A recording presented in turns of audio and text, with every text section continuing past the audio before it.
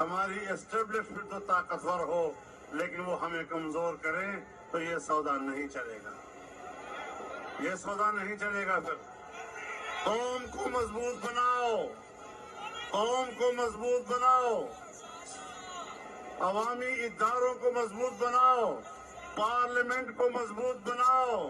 کشمیر کو مودی کی جھولی میں پھینک کر آ گیا، اسی طرح میرے بھائیوں، ملتان کے غیرت والے میرے بھائیوں، آج پاکستان میں اسرائیل کو تسلیم کرنے کی بات شروع ہو چکی ہے۔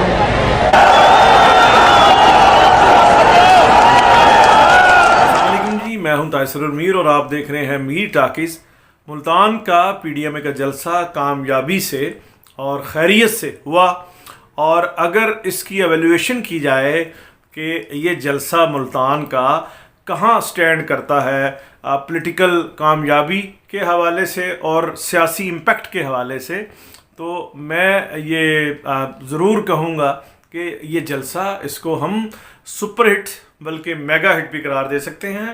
اس میں ایک تو یہ تھا کہ پیپلز پارٹی کا یوم تاسیس تھا، اور آدھی سنچری پہلے تقریباً پیپلز پارٹی لاہور میں بھٹو صاحب کے زیر سرپرستی اور ڈاکٹر مبشر حسن اور دوسرے لیڈران کے زیر سرپرستی یہ پارٹی نے جنم لیا تھا، اور پھر ایک لمبی داستان ہے پیپلز پارٹی کے حوالے سے، وہ پھر کبھی ڈسکس کریں گے۔ پیپلز پارٹی آج ملتان میں پی ڈی ایم میں کی پارٹیوں کی جو ہے وہ میزبان تھی، اور تقریریں، یہاں 3 تقریروں کا انتظار تھا لوگوں کو بھی اور حکومت کو بھی اور دوسرے حلقوں کو بھی۔ ایک مولانا فضل الرحمان، دوسرا Maryam Nawaz as it is, اور تیسری یہاں ڈیبیو کرنا تھا آصفہ بھٹو زرداری نے کروائی گئی۔ آصفہ بھٹو کی انٹری دبنگ انٹری تھی۔ آصفہ بھٹو نے مختصر تقریر کی، اور میرا خیال ہے کہ ان کی پہلی تقریر کے حوالے سے وہ بہتر تقریر تھی۔ باوجود اتنے بڑا تعداد میں یہاں جمع ہوئے، آپ نے آج اپنا فیصلہ دے دیا ہے، اس سلیکٹڈ کو اب جانا ہوگا۔ ساتھیوں، شہید ذوالفقار علی بھٹو نے اس پارٹی کی بنیاد ایک عوامی جمہوری اور فلاحی ریاست کے لیے، تو انہوں نے جب جیے بھٹو کا نعرہ لگایا تو جہاں اس میدان میں گھنٹہ گھر چوک میں بہت سی آنکھیں اشکبار ہوئیں، وہاں پاکستان میں بھٹو کو لیڈر ماننے والے اور بھٹو کے جیالے اور عام لوگوں کی آنکھیں بھی ضرور اشکبار ہوئی ہوں گی۔ آصفہ بھٹو نے آج ملتان سے اپنے سیاسی کیریئر کا آغاز ایک بڑے جلسے میں اور ایک بڑے ایونٹ میں کر لیا ہے۔ مریم نواز نے ایز اٹ از تفصیل سے تقریر کی، اور بہت عمدہ تقریر میں سمجھتا ہوں۔ اب تک مریم نواز نے جتنی بھی تقریریں کی ہیں اس کو اگر کیٹاگرائز کیا جائے تو یہ نمبر 1 تقریر تھی۔ مریم نواز نے اپنی تقریر کا آغاز جب کیا تو یوم تاسیس کی پیپلز پارٹی کو مبارکباد دی، اور آصفہ بھٹو کو بھی مبارکباد دی، اور خاص بات کہ مریم نواز نے آصفہ بھٹو کو اپنی بہن آصفہ بھٹو زرداری کہہ کر مخاطب کیا۔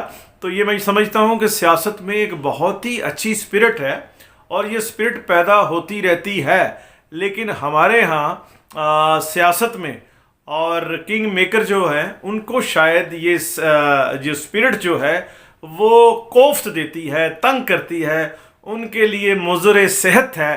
تو اس لیے اس سپرٹ کی حوصلہ شکنی کی جاتی ہے۔ ابھی اس جلسے پر جب تبصرے آئیں گے تو رائٹ ہینڈ ڈرائیو انٹلیکچوئل اور اینکر پرسن اس سپرٹ کی ضرور مخالفت کریں گے، اور کہیں گے کہ یہ دیکھیے جی، یہ تو ایک دوسرے کو چور کہتے تھے، یہ تو گھسیٹتے تھے اور لاشیں لٹکاتے تھے اور پیٹ سے کرپشن کے پیسے نکالتے تھے، یہ اب ایک دوسرے کو بہن کہہ رہے ہیں اور بھائی کہہ رہے ہیں۔ تو یہ اس سپرٹ کی جو ہے مخالفت کی جاتی ہے۔ ایسا کہ میں عرض کر رہا ہوں کہ ملتان کے جلسے میں مریم نواز کی بہت طویل تقریر لیکن پر اثر تقریر، اور انہوں نے اپنا ایک ایک لفظ جو ہے وہ کمیونیکیٹ کیا جلسے کے لوگوں سے، جلسے کے لوگوں کے جلسے میں موجود لوگوں سے بھی کمیونیکیٹ کیا اور شاید وہ کروڑوں لوگوں سے بھی کمیونیکیٹ کرنا چاہ رہی تھی اور کر رہی تھی بڑی کامیابی سے. جو لوگ انہیں پوری دنیا میں ٹیلی ویژن پر دیکھ رہے تھے اور سوشل میڈیا پر دیکھ رہے تھے, مریم نواز ان کو بھی کمیونیکیٹ کر رہی تھیں, اپنا لفظ اپنی تقریر کا کمیونیکیٹ کر رہی تھی. مریم نواز نے ذکر کیا ایک پی ٹی آئی کی خاتون, میرا خیال ہے فردوس عاشق اعوان کا نام لیے بغیر وہ بات کر رہی تھیں کہ انہوں نے کہا کہ نواز شریف اپنے ملک واپس نہیں آئے, انہوں نے اپنی والدہ کی لاش ڈیڈ باڈی جو ہے پارسل کر دی. تو یہ یقیناً فردوس عاشق اعوان کا ذکر کر رہی تھی. تو عوام سے مخاطب ہو کے کہ دشمن جو ہے, دعا کریں کہ دشمن جو ہے کسی کو اگر ملے تو ظرف والا ملے, اور ہمیں تو دشمن بھی جو ملا ہے وہ کم ظرف ملا ہے. اس کے بعد مریم نواز نے طویل بیانیہ وہ اپنا بیان کیا جس کے تحت وہ کہا کرتی ہیں کہ عوام کی منتخب قیادت کے ساتھ جو ہے ہمیشہ ظلم ڈھائے جاتے ہیں. انہوں نے ملتان کی مناسبت سے, کیونکہ ملتان کسی زمانے میں پیپلز پارٹی کا گڑھ رہا ہے, اور 1970 میں جب چیئرمین ذوالفقار علی بھٹو نے 5 نشستوں سے الیکشن لڑا تھا تو اس میں ایک نشست ملتان کی یہ حلقہ بھی شامل تھا جس میں جلسہ ہو رہا تھا. سب سوائے مظفر گڑھ کے سب جگہوں سے جیتے تھے. مظفر گڑھ سے مولانا فضل الرحمان صاحب کے والد مولانا مفتی محمود نے ان سے یہ الیکشن جیتا تھا, اور یہ سارا تاریخ کا ایک حصہ رہا ہے. مریم نواز نے انتہائی کانفیڈنس کے ساتھ تقریر کی اور اس میں تنقید کی پی ٹی آئی کی حکومت پہ اور پی ٹی آئی کی پالیسیز پہ, اور خاص طور پہ عمران خان پہ.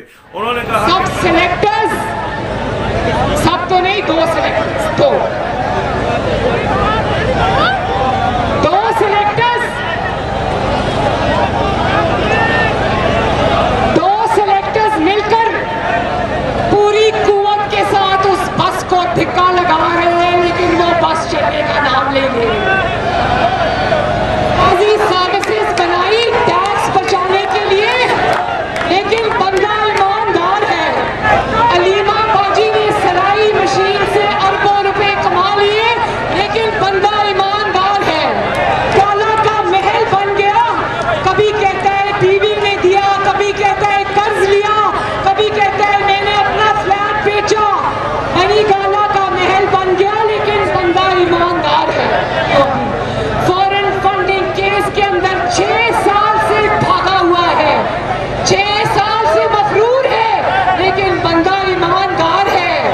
آج نے یہ پنچ لائن رکھی کہ بندہ ایماندار ہے. عاصم سلیم باجوہ پبلک پریشر پر وزیر اعظم کو استعفیٰ دینے کے لیے بظاہر جاتے ہیں تو ان سے استعفیٰ نہیں لیا جاتا اور انہیں این آر او دیا جاتا ہے, اور نواز شریف کے حوالے سے کہا جاتا ہے کہ میں این آر او نہیں دوں گا. نواز شریف نے ملتان کے جلسے میں کوئی کونا خدرا, کوئی پوائنٹ نہیں چھوڑا. انہوں نے کہا کہ یہ عمران خان یو ٹرن کے بادشاہ ہیں. وہ پہلے کہتے تھے کہ پنجاب کا سب سے بڑا ڈاکو چودھری پرویز الہی ہے, پھر چودھری جب اس کی حکومت ڈاواں ڈول ہوئی, اسے خطرہ ہوا, تو یہ چودھری شجاعت کے پاس گئے اور انہیں کہا کہ آپ مجھے چودھری پرویز الہی سمجھے, اپنا چھوٹا بھائی سمجھے. اب یہ بتائیے کہ یہ یو ٹرن کی کون سی قسم ہے. ملتان میں مولانا نے نپی تلی مگر انتہائی بامعنی تقریر کی. انہوں نے کیا کہا اس کی سمری خود سنیے. کہ ہماری اسٹیبلشمنٹ تو طاقتور ہو لیکن وہ ہمیں کمزور کریں تو یہ سودا نہیں چلے گا, یہ سودا نہیں چلے گا. پھر قوم کو مضبوط بناؤ, قوم کو مضبوط بناؤ, عوامی اداروں کو مضبوط بناؤ, پارلیمنٹ کو مضبوط بناؤ, اور اس پاکستان کو معاشی لحاظ سے طاقتور بناؤ. اللہ تعالی ہمارا حامی و ناصر ہوگا. ایک بار پھر آپ کو اس کامیاب جلسے پر مبارکباد پیش کرتا ہوں. انشاءاللہ جنگ جاری رہے گی, یہ سفر آگے بڑھے گا اور کامیابی اور فتح کے ساتھ انشاءاللہ انجام کو پہنچے گا. وآخر دعوانا الحمدللہ رب العالمین. ملتان گھنٹہ گر جلسے کی سمری یہ ہے کہ ملتان میں مولانا نے تبدیلی حکومت کو ملتانی مار دی ہے۔ ملتانی فن پہلوانی کا وہ داؤ ہے جس سے فاتح پہلوان مفتوح پہلوان کو اکھاڑے سے ہی باہر پھینک دیتا ہے۔